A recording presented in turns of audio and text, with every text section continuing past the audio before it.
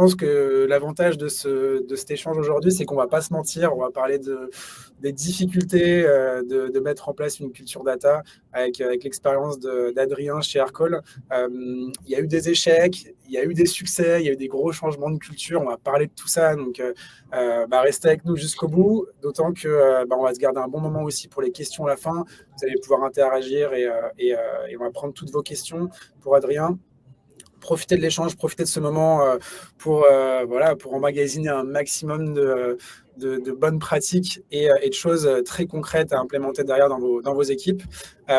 Juste avant ça, si vous ne connaissez pas The Product Crew, petit rappel, on a une grosse communauté product et tech. Il y a 10 000 membres aujourd'hui, c'est sélectif à l'entrée, donc si vous êtes confirmé jusqu'à C-Level, vous êtes les bienvenus dans la communauté. Salut à tous les membres qui sont avec nous. Il y a aussi 800 entreprises qui sont partenaires de TPC et qui recrutent au quotidien avec nous. Les membres dans la communauté, lorsqu'ils sont actifs en recherche, ils nous informent et du coup, on les aide à trouver un job. Et en moyenne, il y a 1000 talents actifs dans la communauté en recherche chaque mois. Pour vous aider aussi dans tous ces sujets de data appliqués au product management, on avait créé une grosse ressource il y a pas si longtemps avec des startups et des plus grosses boîtes tech type Google où on avait fait venir des directeurs produits, des leaders produits qui nous avaient donné un peu la vision de la data dans leur boîte. Je vous invite vraiment à récupérer ce doc parce qu'il va bien être complémentaire avec l'échange d'aujourd'hui d'Adrien. Il suffit juste de flasher le QR code et Toli va vous mettre le lien URL si c'est préférable pour vous dans le chat. Donc voilà, bon complément pour approfondir suite à ce live. Et puis la ressource un peu star que tout le monde nous demande en continu et qu'on du coup on repartage à chaque live, c'est les salaires. Donc salaire data, salaire tech, salaire produit et salaire design. Vous avez toutes les infos. On a plus de 3500 personnes qui nous ont donné leur salaire cette année. Et ça vous permet vraiment d'avoir une bonne vision sur le marché et de vous positionner, soit si vous voulez savoir à quel point vous êtes en ligne avec les tendances du marché actuellement dans votre job actuel, pour votre négo à venir, ou pour votre futur job. Voilà, c'est le petit QR code de droite. J'espère que ça vous aidera. Si pour le coup, vous êtes en recherche active de votre job, de votre prochaine aventure, on a des dizaines de jobs qui sont ouverts en ce moment chez TPC. Donc, petit QR code là, si vous voulez vous inscrire. On vient juste de faciliter énormément l'inscription à nos sessions Open Candidates, où justement on vous match avec les jobs qui vous correspondent. Ça prend plus que 2-3 minutes pour remplir le formulaire. Donc voilà, si vous êtes en recherche, aidez-vous des ressources à disposition et TPC est vraiment là pour vous aider, vous matcher sur des opportunités qui correspondent vraiment. Donc voilà. Et puis si vous recrutez pour votre équipe, on bosse aussi bien avec des startups early que des scale-up, que des PME tech et des grands groupes pour leurs besoins. Donc voilà, pareil, on est ravis d'échanger avec vous. Vous avez un coach de la team qui est dédié à partager toutes les ressources pour vous aider à structurer votre process, à challenger votre besoin et à trouver la bonne personne dans la communauté qui va venir impacter votre équipe, que ce soit sur des besoins tech, produits, data ou design. Si ça vous intéresse qu'on en parle, petit QR code à nouveau et puis vous pourrez directement échanger avec moi ou quelqu'un de la team sur votre besoin. Voilà, il est 12h05, on est plus de 100 dans le live, ça fait plaisir. Je vois qu'il y a du monde qui se manifeste dans le chat. Continuez, posez vos questions pendant l'intervention d'Adrien. Et puis, on se retrouve juste après pour le Q&A où justement, je pourrais poser vos questions directement à Adrien. À toi de jouer, je vais partager ton slider, Adrien. Merci d'être là avec nous, ça fait énormément plaisir et hâte de t'écouter. Super, écoute, merci Mathias. Je n'ai pas pu m'empêcher de remarquer que vous recrutiez pour le PSG, je trouve trop stylé. Je ne sais pas si vous faites les joueurs de foot, mais vu les salaires que j'ai vu passer, je pense que je peux être intéressé éventuellement si vous avez des offres. Maintenant, on va passer à quelque chose d'un peu plus sérieux, qui est comment créer une culture data au produit. Alors, je n'ai pas du tout l'ambition d'avoir la vérité absolue sur comment créer la culture data au produit. Par contre, ce que je pense que je peux faire, c'est partager l'expérience d'Aircall, ce que nous, on a réussi, ce que nous, on a raté, notamment. Quels sont les apprentissages qu'on en a tirés et et je finirai avec ça, quels sont les conseils que je peux donner à PM, designer, data analyst, data scientist, leader produit ou tech qui nous écoutent aujourd'hui pour éviter de reproduire les mêmes erreurs qu'Aircall. Ça a été démontré à plusieurs reprises. Il se trouve que la meilleure façon d'apprendre, c'est de rater. Et comment maximiser son apprentissage sans rater tout le temps tout ce qu'on fait, en fait, c'est d'apprendre aussi des erreurs des autres. Et c'est là où on pense avoir une certaine utilité. Donc, je vais vous partager un peu ce que l'on a tenté en termes d'orga, en termes de collab. On va parler un peu OKR aussi. L'idée, c'est de passer toute la demi-heure là-dessus parce que c'est un sujet, pareil, un peu infini. Et je vais commencer tout de suite pour qu'on ait du temps pour les questions. L'agenda va être assez rapide. Un petit mot d'introduction sur Aircall, sur l'entreprise. On va passer en 2022, 2023, 2024 et conclure sur ce que je pense que nous, on peut vous apporter. Et j'espère que ça motivera des questions qui créeront des discussions intéressantes. Alors, pour l'intro, Aircall, on est une entreprise, on a été fondé à Paris en 2014. On vient de fêter nos 10 ans il y a un peu moins d'un mois de ça. On est un peu plus de 700 personnes et on propose quelque chose qu'on appelle une solution de téléphonie cloud pour les équipes sales et support, petite boîte. Donc, l'idée, c'est on va vendre des licences entre 20, 50, peut-être 100 euros pour les plans les plus balèzes. Mais en fait, vous pouvez voir le produit comme un WhatsApp sous stéroïde pour les équipes commerciales et les équipes support. Donc, on a des applis iOS, Android, mais on a aussi des applis desktop sur Mac, sur PC. L'idée, c'est de rendre les commerciaux plus efficaces en automatisant tout ce qui est automatisable, en utilisant bien sûr, parce que c'est la mode en ce moment de l'IA, pour leur donner des résumés d'appels, comment est-ce que le call s'est passé, coacher aussi les sales. Et pour le support qui a tendance à plutôt recevoir des appels que les passer, on va dire, l'idée, c'est d'avoir, on est plugué par exemple à beaucoup d'intégrations, notamment Zendesk, qui permet de venir tirer quand l'appel entrant arrive, la base du contexte de l'account, est-ce que c'est un client à risque, combien d'argent ça représente, qui est la dernière personne qui leur a parlé, c'était quoi le sujet de la conversation, etc. Donc l'objectif, c'est de rendre les agents plus efficaces, mais aussi meilleurs dans leur travail. Donc on se vend comme ça. Comme j'ai dit, on est SMB, donc on a à peu près 20 000 clients. Et je précise ça parce que ça va avoir une importance sur comment on analyse la data aussi chez Aircall. Et aujourd'hui, donc distribué en Europe, Asie, Amérique, et on totalise un peu plus de 150 millions d'ARR. J'ai rejoint l'entreprise il y a 2 ans et demi, d'abord en tant que Head of Product sur la partie tout ce qui est intégration. Et ensuite, après, j'ai repris d'autres scopes, notamment la qualité d'appel, comment on gère les revenus sur notre plateforme, la fraude aussi, qui est un vrai sujet sur la téléphonie.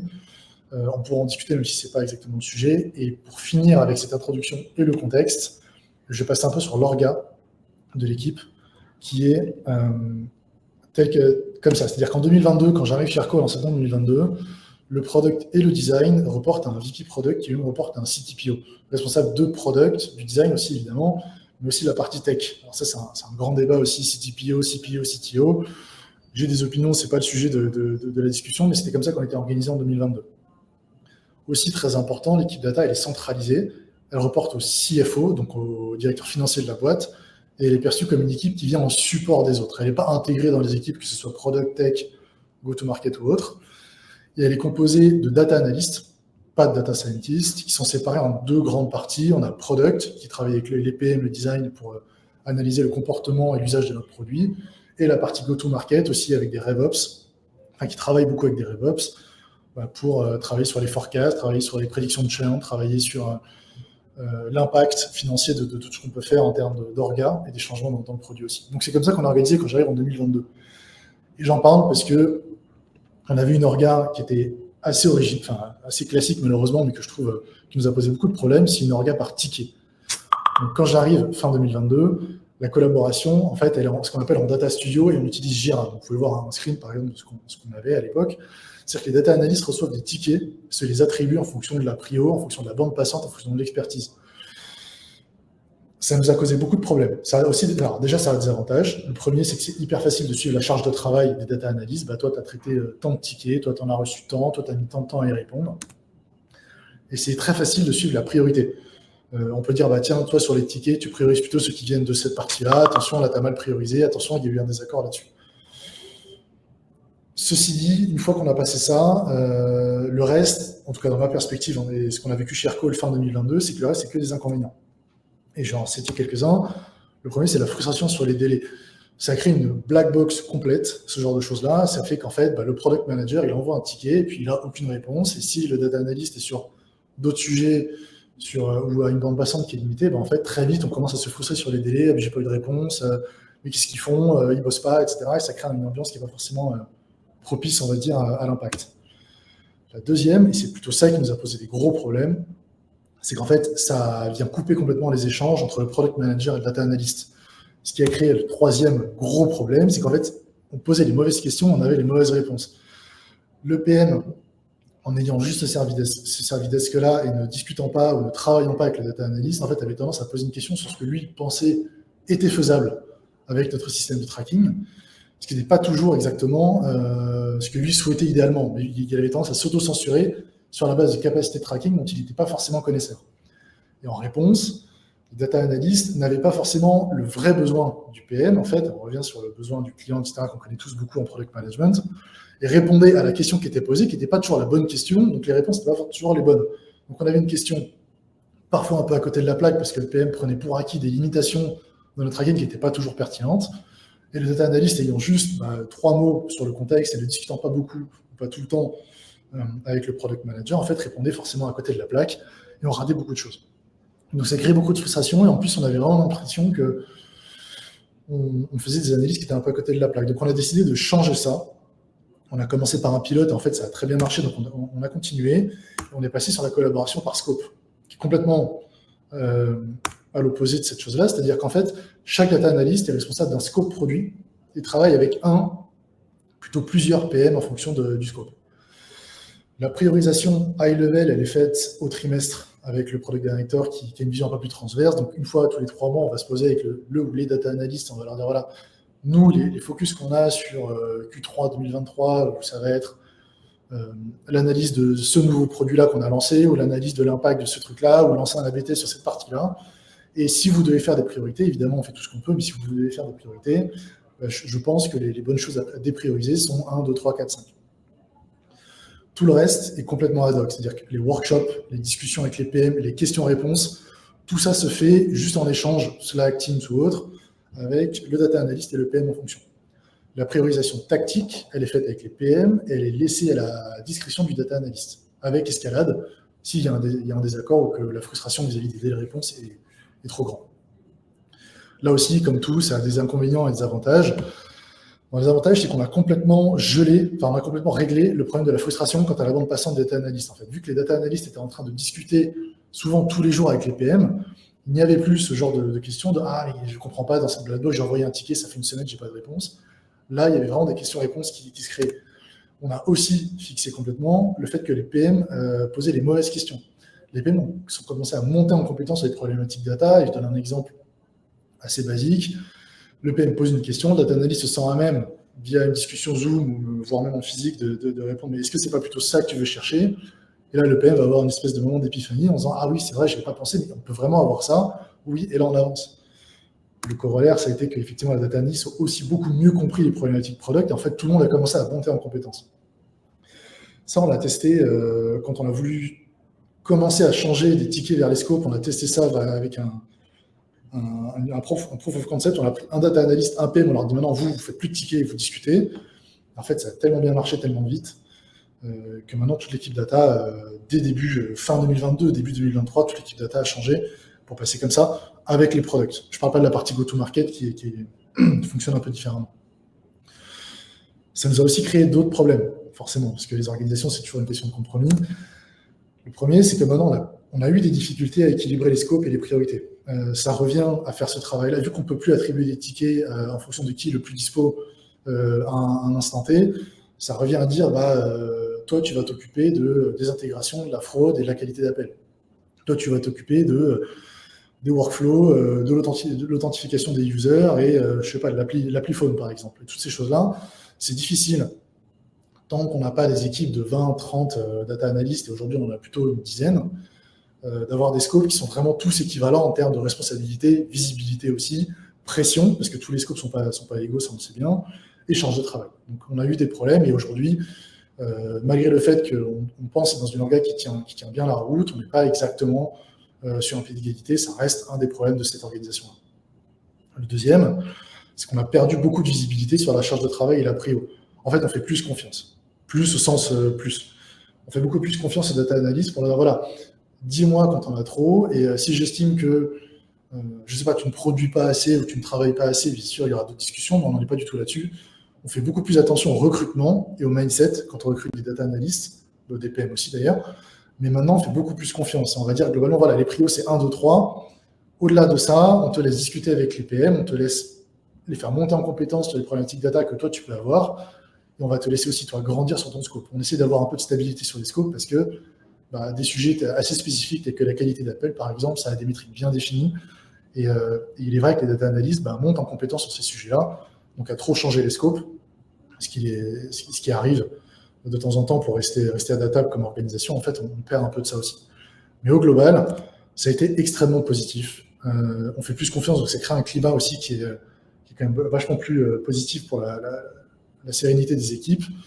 Et ce qu'on voit, c'est que les frustrations ont disparu et qu'en fait, les data analysts sont bien meilleurs pour comprendre les problématiques product et les product managers sont bien meilleurs à comprendre les problématiques aussi de data, de tracking, etc. Franchement, on est super, super contents. Et si je devais donner un conseil, ce serait de travailler plutôt dans cette manière-là, sur la base, encore une fois, de l'expérience d'Aircall. Je n'ai pas la vérité infuse et chaque entreprise a bien ses responsabilités dédiées.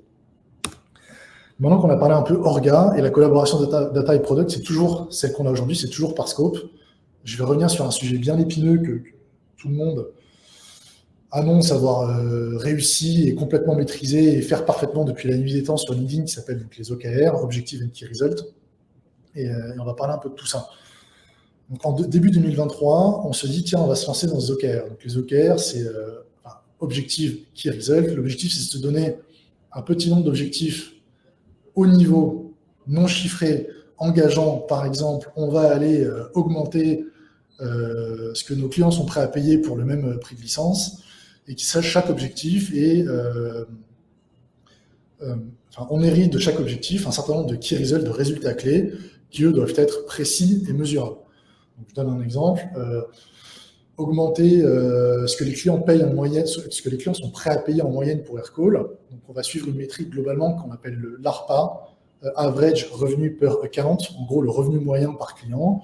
Et un objectif de Key Result, ça va être augmenter la pénétration d'add-on qui permettent justement de monter ce prix-là payé par client de X% à X%.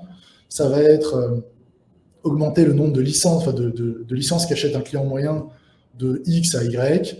Et ça, c'est des choses qui vont être mesurables, sur lesquelles on va pouvoir mesurer un progrès vis-à-vis de l'objectif final, qui est augmenter, encore une fois, ce que les clients sont prêts à prendre. Donc, c'est un peu ça qu'on a voulu mettre en place. Je ne vais pas revenir sur la doc et sur les ressources que vous pouvez trouver sur Internet, il y en a pléthore. Je vais revenir sur pourquoi on l'a fait, comment on l'a fait, et qu'est-ce qu'on en a appris. Donc, début 2023, on constate déjà qu'il y a un manque d'alignement top level. Chaque leader de fonction, je pense au Customer Success qui a intérêt à garder les clients et à les faire grandir au sein d'Aircall. Je pense au leader Sales aussi qui ont tendance à juste chercher de nouveaux clients. En fait, chaque leader de fonction a des intérêts différents des autres et c'est bien normal. Et ça rend l'alignement difficile sans la direction commune que peuvent apporter les OKR à un niveau C-level de boîte qui va être, on va essayer d'aller régler le churn, par exemple. Donc, on avait un petit problème d'alignement top level. Deuxième chose, on avait des difficultés à mesurer l'impact de ce qu'on faisait. C'est-à-dire qu'on développait des features, on se dit voilà, on sent que là, on a un besoin vis-à-vis de la compétition d'aller de ce côté-là, mais ça s'arrêtait à peu près là.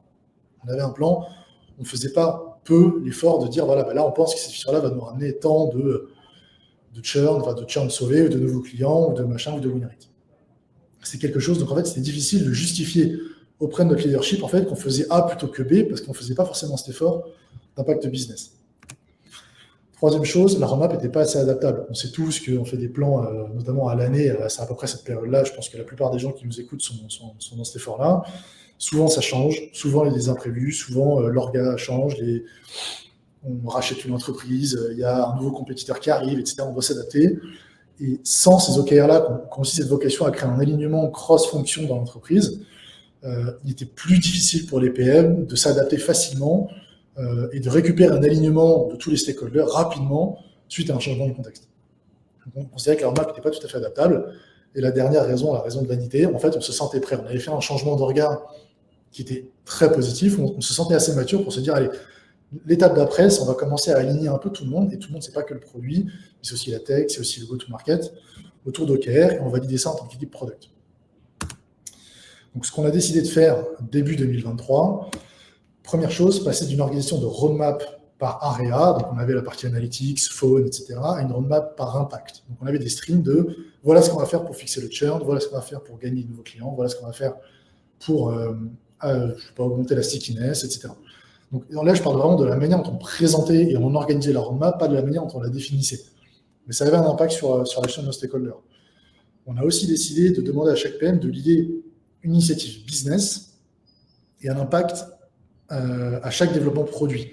Donc on ne se donnait plus que des objectifs de stickiness de la fonctionnalité, d'adoption, etc. Mais on disait ok, ça rapporte combien? Et c'est un exercice qui n'était vraiment pas facile. Mais on a essayé de faire cet effort-là. Sous-entendu, si tu n'es pas capable de me dire ce que ça impacte comme métrique business et pourquoi, c'est qu'en fait, ce n'est pas la bonne chose à faire.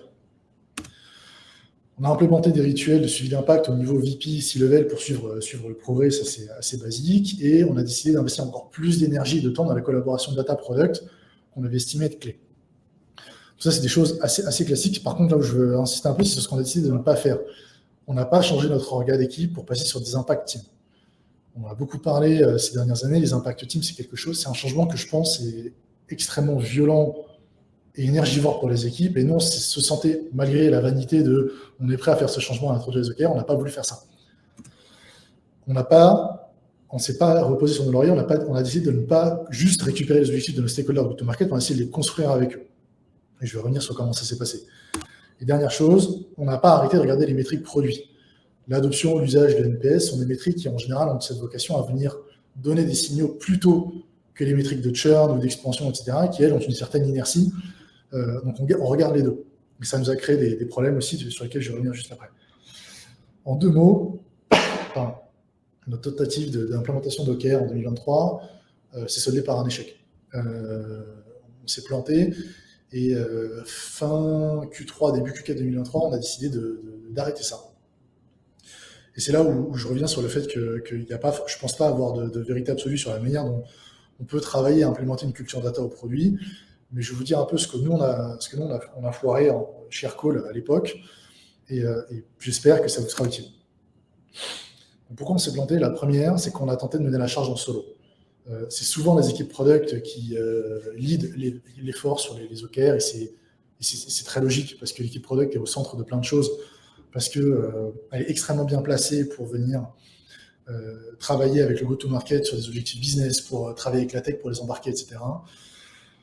Je pense qu'on n'a pas assez fait d'efforts pour embarquer toutes ces fonctions annexes. Et on a décidé de dire, voilà, nous, product, on va présenter la roadmap comme ça, et on va s'organiser comme ça, et on va faire ce suivi comme ça, sans assez, à mon sens, et a posteriori, regarder autour de nous quelles étaient les sensibilités de chacun. Donc, ça a eu 2 conséquences claires. La première, c'est qu'on n'a pas réussi à gagner la confiance de la part de nos stakeholders go-to-market.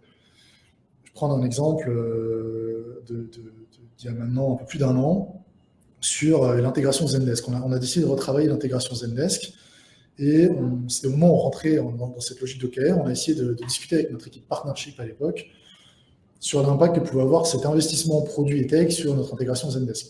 Donc, assez logiquement, on peut s'attendre à avoir plus de referrals de la part du partenaire parce que en fait, la valeur produit commune entre Aircall et Zendesk prend de la valeur. Et donc, on peut se dire que le partenaire a plus d'incentive à venir proposer Aircall en tant que partenaire, donc plus de referrals en volume, mais aussi un win rate plus important parce que quand les clients ou les prospects à ce stade-là vont venir regarder Aircall alors qu'ils sont utilisateurs de Zendesk, ils vont voir plus de valeur et normalement devraient prioriser Aircall mieux prioriser Aircall par rapport à d'autres compétiteurs. Les discussions, en fait, ont quasiment jamais abouti parce que le fait de se donner des objectifs business a été perçu sur le moment par les équipes go-to-market comme le produit et la tech est en train de me tendre un piège. Ils veulent que moi, je me commit sur des métriques business de new business, alors qu'en fait, j'ai assez peu de leverage et je ne vais pas y arriver. Donc, on a eu beaucoup d'allers-retours, des mois d'allers-retours, avec plein d'arguments qui étaient très cohérents au demeurant, tels que oui, mais Zendesk n'est pas dans une très bonne dynamique à ce moment-là. Oui, mais on va sortir ça entre juillet et août, et juillet-août, ce n'est pas forcément le meilleur moment pour sortir des features. Que des bons arguments pour montrer que les objectifs ne devaient pas être trop ambitieux, mais assez peu d'arguments et de chiffres, notamment là-dessus. Donc en fait, on n'a pas réussi, ça c'est un exemple parmi d'autres, on n'a pas réussi à avoir la confiance de la part de go-to-market parce qu'on n'a pas réussi à leur faire comprendre que c'est des objectifs communs, des succès communs et des échecs communs si ça devait rater. Idem, on n'a pas réussi à assez engager l'équipe engineering. Et je vais revenir sur comment est-ce qu'on a appris de cet échec-là. Mais l'équipe engineering, en fait, a un peu perçu que le produit faisait leur truc dans leur coin, ça considérait, ça relevait de la création de la roadmap et de la communication de cette roadmap-là. En fait, eux, allaient faire ce qu'on leur demandait de faire, et n'avaient pas forcément à s'intéresser vraiment à ce sujet-là, qui regardent un peu le product, voir la partie go-to-market, mais c'est tout. Donc en fait, eux ne se sentaient pas engagés, ils ne nous ont pas assez aidés dans cet effort-là. Et je reviens sur le fait de l'idée à la charge en solo. Et après, il y a 2 échecs aussi sur lesquels je vais revenir. Je pense qu'on n'a pas assez préparé les équipes au changement de culture, parce que c'est un changement de culture, et un changement de culture, il y a toujours 3 composantes au changement de culture. Déjà, 1, ça prend énormément de temps. Ensuite, 2, ça prend énormément d'énergie. Et ensuite, 3, ça n'embarque pas tout le monde. Donc il faut le savoir.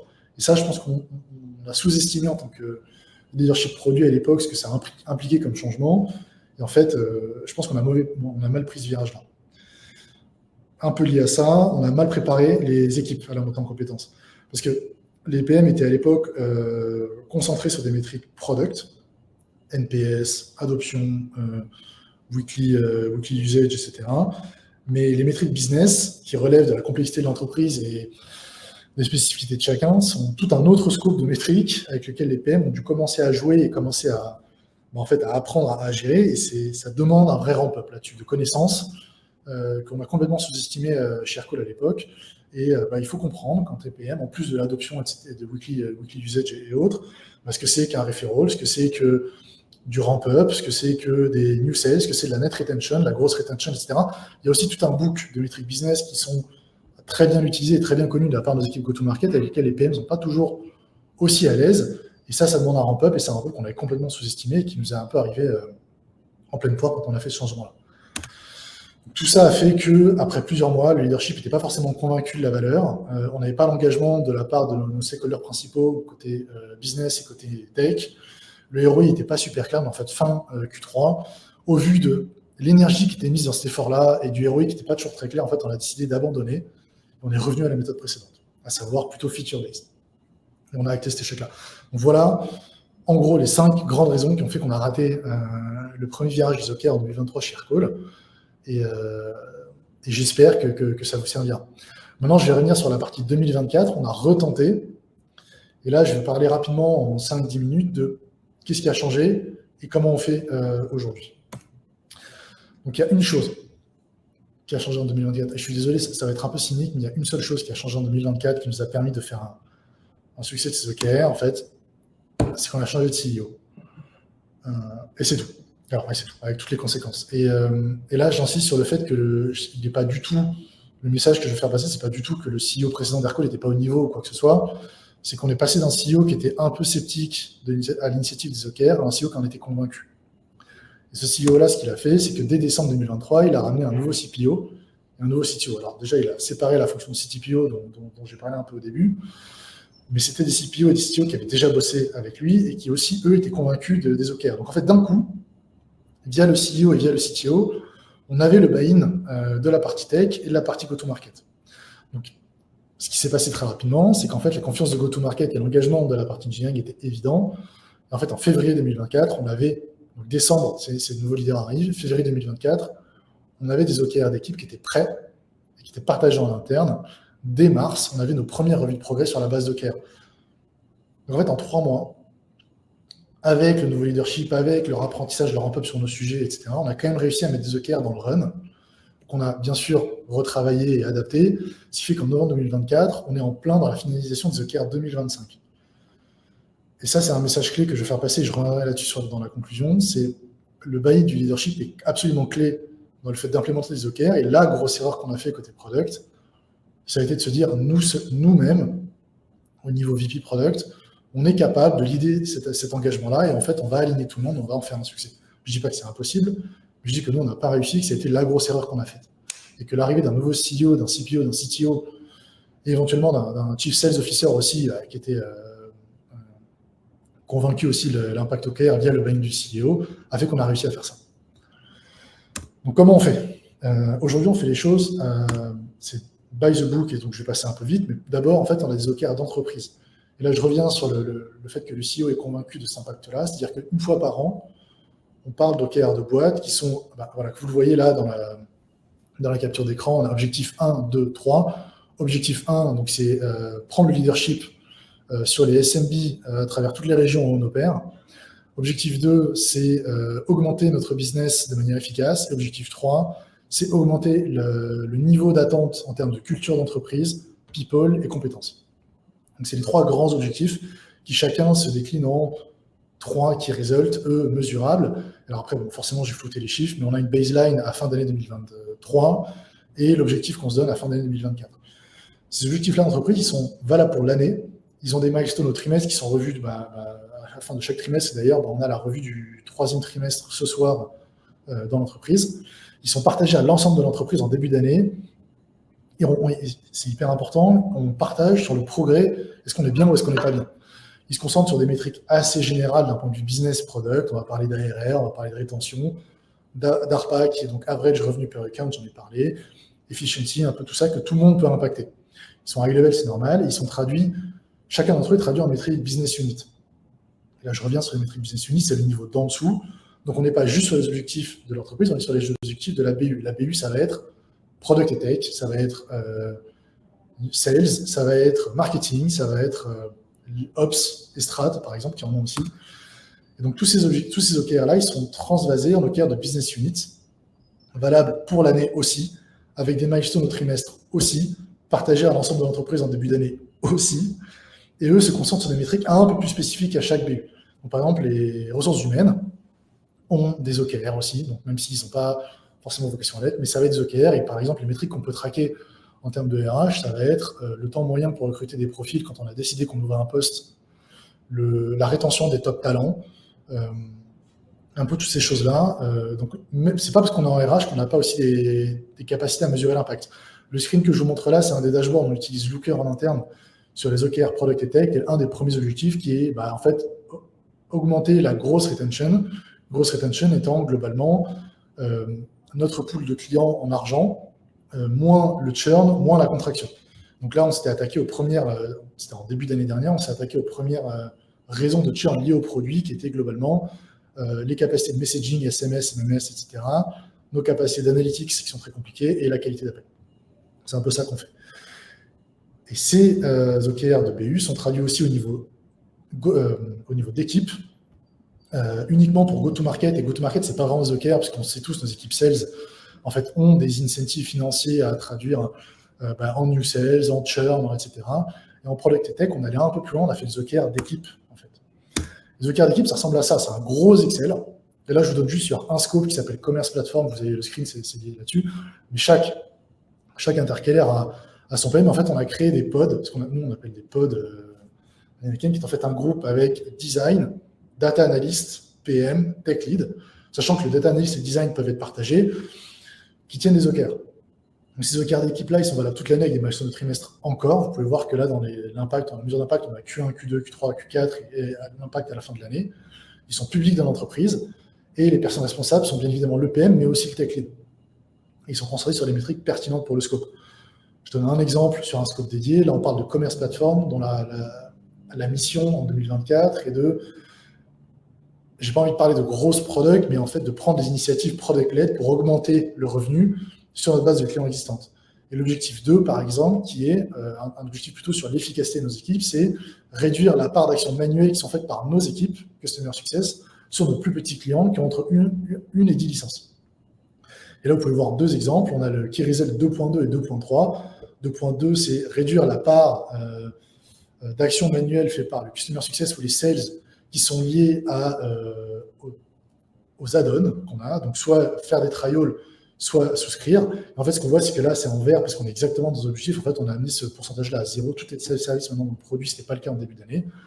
Mais on a aussi un KR 2.3 pour réduire la part d'actions manuelles liées aux upgrades de plan. Donc, passer d'un plan, par exemple, Essential à Pro à Enterprise. Celle-là, elle est intéressante parce qu'en fait, ça a été postpone complètement. On avait des objectifs. En fait, on s'est dit, non, mais en fait, au vu du contexte, quelque part cet été, on a dit, non, mais ça, c'est plus pertinent. On va plutôt travailler sur cet aspect-là. Donc, en fait, le key result, l'un des plus pertinents. Et je reviens sur quelques adaptations ou détails qu'on a fait chez nous qui, je pense, sont intéressants. Ce qui aide beaucoup à l'impact et à l'engagement autour des OKR, c'est qu'en fait, la fréquence de revue est mensuelle avec et le CPO et le CTO. Donc, chaque PM Chaque tech lead sait que une fois par mois, il y a 2 big boss qui arrivent et qui vont poser des questions sur tiens, pourquoi est-ce qu'on est en retard sur celui-là? Tiens, pourquoi est-ce qu'on a mesuré ça comme ça? Tiens, pourquoi est-ce que ce chiffre-là il est là-dessus? Tiens, pourquoi est-ce que ça va dans la mauvaise direction? Et ça, sans forcément créer un climat de peur, en fait, ça force un peu tout le monde à repenser ça régulièrement parce qu'on sait qu'on va rendre des comptes et c'est hyper important. La deuxième, qui est peut-être la plus importante de toutes, c'est que la revue d'OKR mensuelle, en fait, elle est préparée par le tech lead, pas le PM. Ça peut paraître bizarre, ça peut paraître contre-productif, mais en fait, c'est hyper intéressant parce qu'une fois par mois, en fait, c'est pas le PM qui baigne dedans toute la journée, ça va être le tech lead qui peut être, lui, plus dans le delivery du scope, de se poser la question et de faire un rapport sur, tiens, tel objectif, on est en avance, là, on est bien, là, on est en retard, celui-là, on l'a dépriorisé parce que telle et telle raison. Et ça apporte beaucoup de cohérence d'un point de vue tech et product, et ça influe beaucoup sur le fait que le pod, il est guidé par le product et la tech ensemble. Et en fait, on crée un produit ensemble, et en fait, on réussit ou on fail ensemble. Et 2 petites bricoles aussi que vous avez vues rapidement. On s'autorise des key results on-off sur les product area qui sont en manque de maturité. Donc, on peut se dire, au lieu de se donner des métriques et d'essayer de suivre des métriques débiles, donc en fait, on n'a aucune baseline, on se dit, sortir ce truc-là pour tant. C'est OK de le faire, c'est dommage s'il n'y a que ça, mais sur les product area qui sont nouvelles, quand on parle de créer de nouveaux produits, etc., plutôt que de faire l'effort de se mettre des métriques qui n'auront pas de sens et qu'on va probablement taper à côté de la plaque, on se donne cette liberté-là aussi. Et comme vous l'avez vu dans le Key Result 2.3, on se permet aussi de changer de Key Result si l'actuel n'est pas plus pertinent. L'idée, c'est pas de figer une roadmap à l'année, voire aux 18 mois et de s'y tenir. C'est aussi de donner cette flexibilité, de s'adapter, de changer. Cet Excel que vous voyez à l'écran, il vit et il change, je n'ai pas envie de dire tous les mois, mais tous les trimestres, ça c'est sûr, pour s'adapter au contexte, aux apprentissages, aux réussites et aux échecs qu'on a pu faire. Les next steps que nous, on voit, c'est que maintenant qu'on est plutôt satisfait du niveau strat, l'intégration de la data dans la prise de décision de product, en fait, on cherche à faire mieux sur le plan tactique. Et pour être transparent avec vous, nos objectifs pour 2025, il y en a 4. Le premier, c'est faire rentrer la gestion des OKR dans le run. Puisqu'on l'a fait très vite entre janvier et février. Certes, on l'a un peu fait aussi en freestyle. Et on s'est rendu compte rapidement, autour de Q1, Q2, qu'en fait, il y avait beaucoup de key results qui n'étaient pas forcément les plus pertinents. Un exemple, sur les intégrations, on avait décidé de se donner comme objectif d'augmenter le taux d'usage de HubSpot, par exemple, qui est une grosse intégration pour Aircall de nos clients. Et en fait, on se rend compte, après 6 mois, que l'activation ou non des features de notre intégration HubSpot, en fait, elle dépend plutôt de l'usage qu'ont nos clients de HubSpot que de l'usage qu'ont nos clients de Aircall. En fait, on a assez peu de levier pour le changer. Et en fait, c'est une métrique sur laquelle on a des ambitions très fortes et qui, en fait, est extrêmement stable depuis le début de l'année. Donc ça, c'est des apprentissages sur lesquels on essaie de travailler pour préparer ces OKR 2025 et faire ce travail-là de manière plus propre et s'assurer qu'on soit dans le run. Le deuxième, qui relève plus de la tactique, c'est on veut donner plus d'autonomie au PM pour la prise de décision tactique sur la base de la donnée. Leur permettre de faire des analyses basiques eux-mêmes et garder les indices très compliqués et voire quasiment ce qui relève de la data science, en fait, pour notre équipe data. Pour ça, on a l'implémentation d'outils qui permettent l'autonomie des PM. Alors, on a 2 que je vous conseille, qui, de ma faible expérience, sont quand même très bien. On a Hex, H-E-X, qui est un outil de requêting SQL ou Python ou Notebook, ou NoCode, pardon, sur la base de Notebook. Donc, c'est beaucoup plus souple qu'un Looker, par exemple, et ça permet à n'importe quel PM ou data analyst de tirer des graphiques assez facilement avec quelques requêtes. Et l'autre, c'est CastorDoc, qui est un outil de knowledge base data sur la base d'IA qui vous permet assez facilement de savoir de quelles data sont tirées les informations de ce graphique-là, par exemple, de savoir comment la data est calculée. Donc ça, c'est un outil qui va permettre assez facilement au PM de monter en compétence là-dessus. Et le dernier, le plus ambitieux, commencer à faire transitionner la data analyse vers des compétences et la responsabilité plutôt de data scientist. Et peut-être, si on y arrive, ironiquement, en fait, retourner une logique de tickets, parce que là, on va pouvoir se permettre d'avoir beaucoup moins de tickets sur des sujets beaucoup plus complexes, donc on n'aura pas forcément les frustrations dont je vous parlais en début de talk. Donc voilà ce qui s'est passé. Donc pour conclure, on a passé sur des orgas par ticket et par scope en produit. Et l'expérience d'Aircall, la mienne en tout cas, et mon opinion, c'est que par scope, ça règle quand même plus de problèmes que ça n'en crée. On a essayé de faire des OKR en 2023, on s'est planté pour plusieurs raisons, notamment par le fait qu'on pensait en tant qu'équipe product être capable de leader ça tout seul. On a réussi en 2024 pour des raisons majoritairement qui sont du changement de leadership et du buy-in du top leadership sur cet exercice-là. Et voilà, on les a à 3 niveaux, au niveau entreprise, au niveau BU et au niveau product et des tech par équipe. Donc, ce que je pense est utile pour vous, et encore une fois, ce n'est pas une vision, une ambition absolue de définir comment la data et le product doivent collaborer, mais plutôt un retour d'expérience sur ce que nous, on a réussi à rater. je reviens sur quelques changements. Attention, c'est un changement de culture difficile, mettre plus de data. Il faut préparer les gens, il faut accepter le coût. Il faut prendre le temps d'accompagner les PM dans ce changement, il faut s'assurer de la confiance, le go-to-market dans cet exercice. Sinon, vous allez avoir de la défiance, ça va vous empêcher d'avancer. S'assurer de l'implication de la fonction tech engineering. Ça, c'est quelque chose qu'on a complètement raté. Et je pense que c'est ce qui nous a vraiment fait qu'on a foiré la première fois. Soyez bien conscients de la multiplication des interactions et des synchros. Et un conseil que je vous donne en fonction de la taille de votre boîte, si vous pouvez faire cette transfo avant le scale si possible, ça rend les choses plus faciles. Nous, on est quand même plus de 750 aujourd'hui. Il faut rester vigilant. Je pense que c'est très facile de perdre cet état d'esprit un peu data, je n'ai pas envie de dire data-driven, mais data-informed. Et plus on est petit en tant qu'entreprise, plus c'est facile. Mais c'est un effort commun de le garder. Aircall, on l'a eu. On a un peu perdu avec le scale qu'on a vécu en 2021. Et ça a été difficile de s'y remettre. Et mon opinion des prérequis pour une transformation data product qui est un succès, il n'y en a que 3, c'est avoir le buy-in complet du CRO et du CTO. Ça, je pense que sans ça, vous n'allez pas y arriver. Idéalement du CEO d'ailleurs. Avoir une équipe data ou la ressource data, quelle qu'elle soit, capable d'absorber le choc et de soutenir cette initiative, c'était clé. Et nous, on l'avait chez Aircall. Ça nous a beaucoup aidé. Et 3, avoir la bande passante en tant qu'équipe product, temps, énergie, motivation, pour gérer ce changement, parce qu'il va y avoir de la friction, il va y avoir de la défiance, il va y avoir des ratés, et c'est un changement qui est vraiment pas trivial. Et je terminerai juste avant de prendre les questions sur le fait qu'on recrute beaucoup chez Aircall. Des product managers, des product designers, data analysts, data scientists, data engineers aussi. On a une page avec les job opens, mais bien sûr, vous pouvez contacter Mathias aussi et The Product Crew avec qui il faut qu'on travaille plus d'ailleurs. Et Mathias, je t'en reparlerai après. On a plein de postes ouverts. On cherche des profils. Comme je l'ai dit, on est assez dur dans le recrutement, mais on cherche des pépites pour nous aider à amener le produit à la prochaine étape. Et on a aussi beaucoup de postes ouverts, tout ce qui est data. Donc, n'hésitez pas à venir nous chercher sur ça. Canon, merci Adrien. Et effectivement, les challenges sont vraiment canons chez Aircall pour parler un peu avec toi et votre équipe. Je pense qu'il y a des choses assez ouf à faire et vous êtes en train de démarrer une nouvelle étape du scale. Donc, je pense que niveau enjeu business et produits et tech, c'est assez ouf ce qui vous attend. On va revenir du coup sur le sujet. Et, c'est vrai que c'est hyper intéressant de voir effectivement commencer par le buy-in, l'alignement avec toutes les équipes. Et donc, tu as beaucoup de questions dans le chat. Je vais essayer de les structurer un petit peu et on va revenir sur déjà la distribution par scope parce que c'est un élément hyper intéressant. Ça donne le sentiment que vous avez besoin de reculer pour mieux avancer d'une certaine manière. Et il y avait une question de Gabriel, justement, sur est-ce que, en termes de connaissance générale du produit, il y a eu de l'impact puisque vous avez du coup distribué par scope. Est-ce que justement tu as vu des désavantages de ce point de vue-là sur la connaissance des PM et des équipes C'est une très bonne question. Merci Gabriel. Ma réponse courte est non. On ne l'a pas vu parce qu'en fait, au contraire, ça a un peu amélioré ça. Ce qui se passait avant, c'est que vu que chaque data analyst était potentiellement pouvait prendre un ticket d'analyse sur un scope produit dédié, ils connaissaient tous un peu tout ça. Il y a eu quand même, avec le temps, une certaine convergence des expertises. En fait, il suffit qu'il y ait un data analyst qui ait traité un sujet complexe sur un scope pour que le prochain ticket lui soit adressé par un souci d'efficacité et de temps de réponse. Et en fait, ça nous a permis d'avoir déjà la base de qui connaissait bien quoi pour ce travail en scope. Il y a un compromis à faire, et là où je te rejoins par contre, c'est qu'effectivement, un data analyst qui va travailler sur, la qualité d'appel par exemple, va passer moins de temps sur le reste et sera moins pertinent sur les intégrations.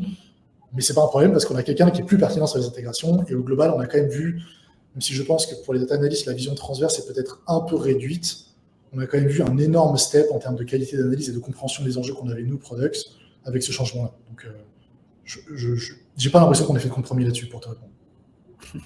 Et sur les jobs en interne, est-ce que tu as vu des passations, te demande Sébastien, entre justement des profils data, des profils product? Est-ce qu'il y a des vases communicants aujourd'hui ou c'est pas encore quelque chose que vous faites parce que les métiers sont trop éloignés? C'est quelque chose. Alors c'est quelque chose qu'on a fait par le passé. Je sais, avant que j'arrive, je sais qu'il y a des data analysts qui sont devenus PM. C'est pas quelque chose que j'ai vu sur les 3 dernières années. La vraie raison, c'est qu'aujourd'hui, nos data analysts sont assez techniques. C'est-à-dire qu'en fait, parce qu'ils font un peu, enfin, on fait tous encore un peu tout aussi chez Aircall. Ils sont aussi un peu data engineer, ils sont un peu pipeline engineer en fait, et du coup, il y a certaines compétences pour rentrer dans l'équipe data que les PM n'ont pas. En tout cas, c'est pas ça qu'on cherche quand on recrute des PM. Donc aujourd'hui, il y a un peu un misfit de compétences. Idem, on est très très dur dans le recrutement des PM parce qu'on a des ambitions communes et les data analysts en général n'ont pas forcément d'expérience PM, donc on est ouvert à ça. Il y a déjà eu des discussions en interne sur tiens, je voudrais essayer le job de PM et il y en a qui l'ont fait d'ailleurs. On l'a pas encore vu côté entre data et PM pour ces raisons. Maintenant, on est ouvert et il y a des scopes qui s'y prêtent très bien. Par exemple, on a un scope qui s'appelle Analytics où tu as besoin d'avoir une vision assez claire sur comment tu fais la data vise. Là, c'est pour l'usage d'Aircall pour nos clients. Mais c'est un PM qui pourrait, par exemple, nous dire moi, je voudrais aller faire un peu plus de data. J'estime que chez les bases, ce serait très vrai, quoi. Donc, on est ouvert à ça, si ça arrive.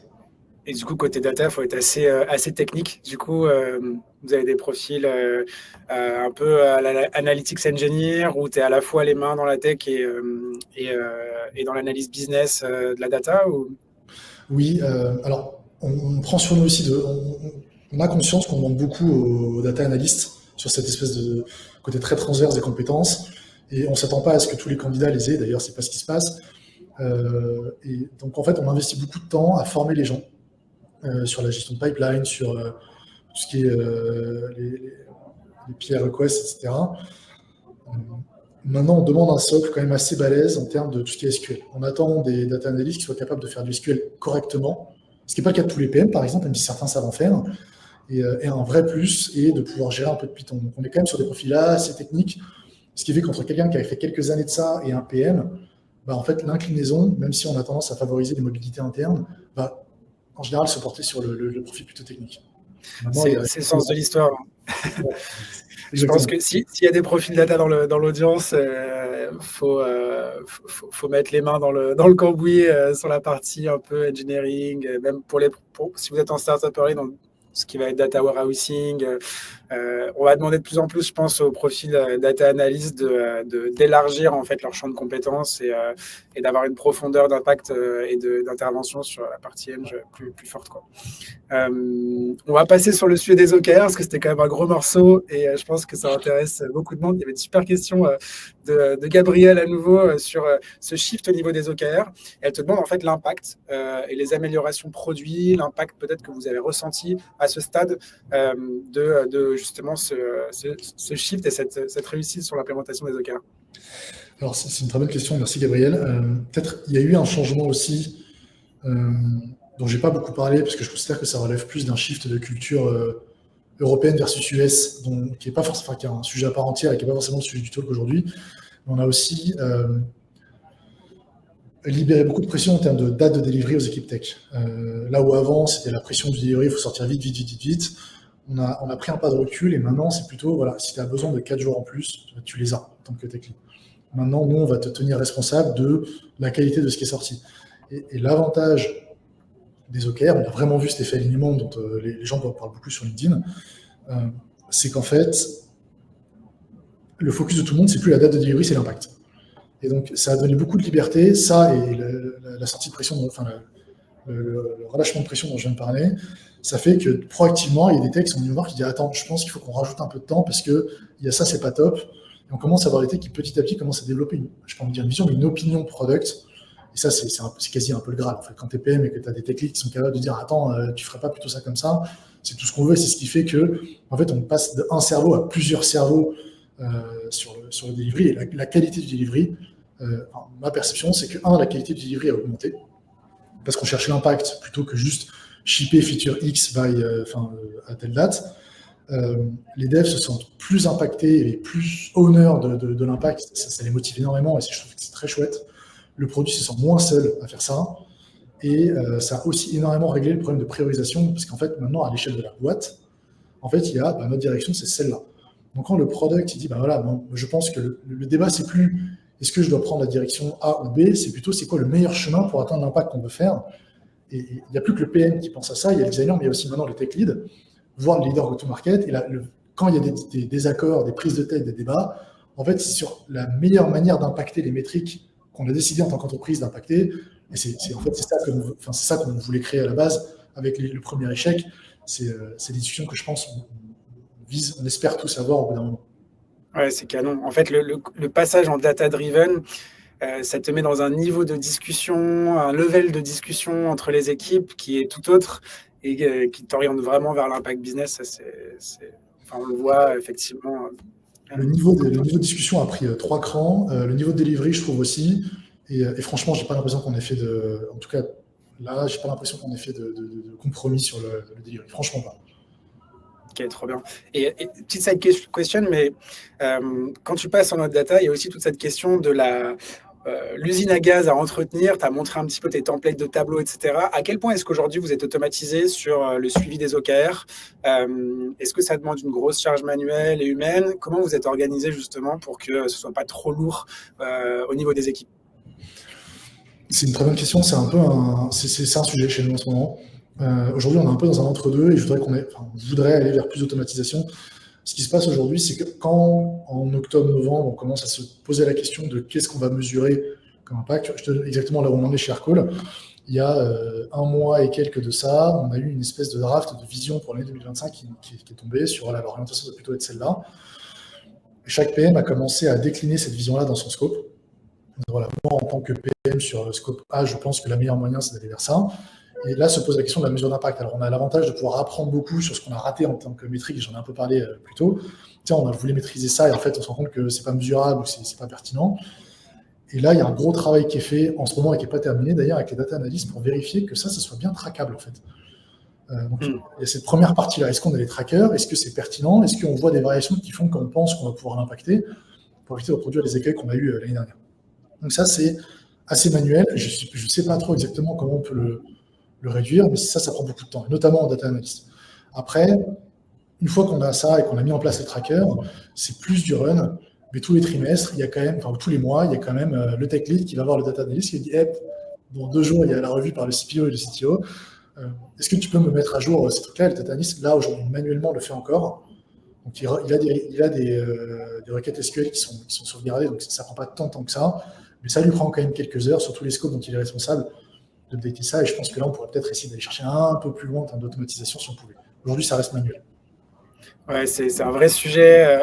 On le voit, plus tu mesures, plus tu te poses la question de la qualité de ta donnée. Et il y a aussi, quand même, malgré tout, je trouve, ce sujet de si tu surautomatises tout, en fait, tu fais plus l'effort mental de regarder la donnée, de la recruncher.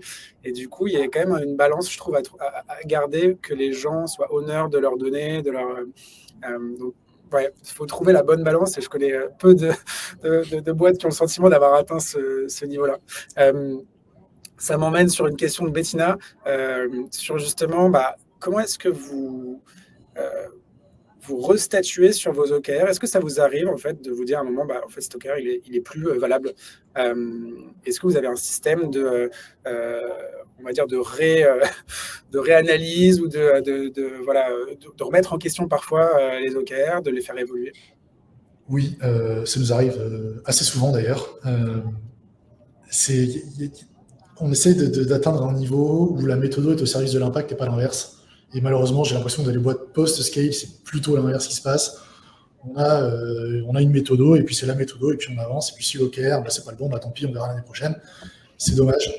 Donc pour répondre à ta question, Bettina, les OKR de boîte et de BU, eux, sont pas changés.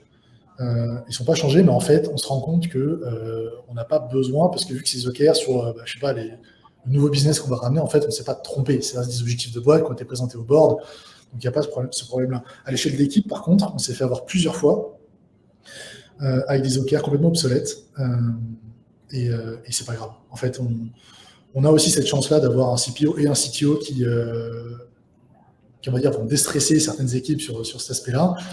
Ce qui est grave, c'est de savoir qu'on ne va pas dans la bonne direction et de continuer. Ce qui n'est pas grave, c'est de réaliser qu'on n'est pas dans la bonne direction, qu'on ne mesure pas les bonnes choses. Alors on peut se poser la question de est-ce qu'on réalise ça trop tard ou pas, ça c'est un autre débat, mais c'est OK de changer. Donc il y a des OKR qu'on a laissés par historique dans un des screens que j'ai montré qui sont en fait complètement obsolètes parce qu'on a dit cette initiative-là, en fait, on ne va pas mesurer l'impact sur notre objectif parce qu'elle est postpone à 2025 pour raison X, Y ou Z. Mais c'est arrivé, ouais. C'est arrivé très vite. Et je reprends l'exemple des intégrations. On a mis des OKR qui étaient sur l'activation de feature de, je sais pas, d'intégration HubSpot, par exemple, en fait, au bout d'un mois, donc dès mars 2024, on s'est dit, ah, ça, c'est pas le bon objectif. Et alors là, on l'a gardé parce qu'en fait, on s'est dit, a priori, on commence à être sceptique sur notre capacité à impacter cette métrique-là, en y réfléchissant un peu mieux. On l'a gardé en se disant, on va vérifier que ce soit bien le cas. Ça ne nous coûte pas grand-chose de continuer à regarder ça. Et ce qui s'est passé, c'est qu'effectivement, sur les 8 derniers mois, en fait, le truc est hyper plat. Ça augmente de 0,1%. Donc, en fait, on est incapable de lier ça à des investissements qu'on aurait fait nous côté product. Donc là, on prend l'apprentissage. Je dis 2025, leçon apprise. On ne fera pas comme ça. Mais c'est complètement OK de changer. On change assez régulièrement. Je dirais, par trimestre, tu as à peu près au moins un key result par équipe qui change. Et c'est OK. Trop bien. Ouais, il faut un système en fait ça peut pas être ancré dans le marbre. La vérité du Q1 n'est pas celle du Q2 et du coup tu dois constamment réarbitrer. On a une question qui a été archi upvotée, je l'avais pas vue de Ben. Sujet plus early du coup. Donc Ben, t'es CPO d'une boîte qui aujourd'hui est au niveau 0 de la data. Ça c'est un sujet, on l'a ultra fréquemment. Donc déjà te dire, t'es pas solo. Garde la pêche parce que vraiment, il y a beaucoup de boîtes qui sont dans cette situation-là. Toi, Adrien, je crois que tu avais connu ce genre de contexte, de config. Tu m'en as parlé quand on préparait ce live. Ben, il te demande comment amorcer la pompe, notamment sur la partie recrutement. Il y a peut-être aussi d'autres éléments à partager quand tu es dans cette situation-là. C'est quoi un peu les étapes vraiment par lesquelles il faut commencer? Ouais, c'est une question super dure. Merci Ben d'ailleurs. Je me suis effectivement retrouvé dans cette situation. J'ai été CPO d'une boîte qui n'avait pas d'équipe data et j'ai dû monter l'équipe product aussi. Donc, encore une fois, je ne pense pas avoir la science infuse, mais je peux te dire ce que j'ai fait, ce que j'ai réussi et ce que j'ai raté surtout. Je pense que, alors, tu as deux problèmes. Tu as récupéré des compétences techniques pour commencer à amorcer ce virage data et tu as récupéré des compétences, on va dire, de mindset pour commencer à mettre ça au cœur de tes décisions, au moins au début. Je pense qu'il faut que tu priorises le mindset plutôt que les compétences techniques. Parce que les compétences techniques, ça s'apprend. Le mindset, surtout si tu es CPO d'une petite boîte, en fait, l'impact de quelqu'un qui n'aura pas le mindset va être extrêmement délétère parce que cette personne, de fait, représente 10-5% de ton headcount. Donc, je recruterais quelqu'un, si j'étais toi, avec un profil en fait, quasiment RevOps. C'est-à-dire, en gros, une personne qui a la tête bien faite, qui a la dalle et qui a une appétence pour tout ce qui va être un peu data. Il va falloir parce que je pense que la manière de le faire, ça va commencer par montrer au reste de ton leadership que la data, c'est important et qu'en fait, il y a de la valeur à ça. Donc, limite presque, la data analyse que j'ai envie de te dire d'implémenter, c'est presque celle qui ne touche pas le product. Je ne sais pas si tu es responsable de l'orga data, si ça dépend directement d'un CEO ou d'un CTO, mais je pense que le premier truc à faire, c'est de recruter ce genre de profil-là et de quasiment le mettre sur des questions RevOps en disant, tiens, regarde, on automatise clairement la feedback loop sur ces sujets, je sais pas, sales, sur lesquels le CSO ou le CRO, il n'a aucune visibilité. Pour que lui, il clique et qu'il puisse se dire, tiens, c'est marrant, j'avais pas cet insight, ça va m'aider à faire mes objectifs et je vois la valeur de ce truc-là. Donc, je recruterais plutôt ce genre de profil. Moi, c'est ce que j'avais fait, ça avait assez bien marché, sachant que la compétence, elle va arriver. Si tu recrutes un data eng de chez AWS parce que la personne, elle a les compétences, etc., non seulement elle risque en fait d'attendre que l'orga se mette en place, et c'est pas ce dont tu as besoin maintenant. Et je pense qu'en tant que CPO, tu es très bien placé pour l'idée cet effort-là. C'est pas forcément à toi de le faire, mais si tu estimes que personne ne le prendra parce que personne n'a cette appétence-là et que toi tu penses que c'est important, et je le pense aussi, tu es tout à fait légitime à le faire. Donc, moi, ce que je ferais à ta place, c'est j'utiliserais des outils open source. Metabase marche très bien. Je recruterai une personne avec la tête un peu bien faite, un profil peut-être Edge, aura moins de mal à ça. Commencer à récupérer des pipelines high level sur des trucs qui marchent, montrer des charts et commencer à les montrer en board ou en strategy committee, exec committee, ça dépend comment vous avez vos itérations, histoire de gagner la confiance et le buy-in du CEO, voire d'autres personnes qui ne voient pas l'intérêt aujourd'hui. Une fois que tu as ça, tu vas commencer à débloquer un peu du budget et là, tu vas pouvoir commencer à mettre du data analyst, on va dire un peu plus, avec des compétences hard skill un peu plus élevées et rentrer dans le run de ces trucs-là. Mais tu as ces super outils open source qui sont quasi gratuits, qui marchent très bien. Et ce genre de profil un peu couteau suisse, je pense que c'est ce dont tu as besoin à ce moment-là. Et je rebondis du coup sur ce que tu dis avec la question de Manon qui sera la dernière parce qu'on arrive au bout du live. Évidemment, après, vous pouvez contacter Adrien. Il y a encore beaucoup de questions, navré qu'on ne puisse pas toutes les traiter. Mais voilà, bah non, les premières PM d'une startup early, elles te demandent est-ce que c'est trop tôt pour mettre en place la culture data? Et je vais étendre la question un petit peu. Qu'est-ce que tu ferais en tant que premier PM dans une boîte hyper early pour peut-être justement poser les fondations d'une approche bien analytique, bien data? Ouais.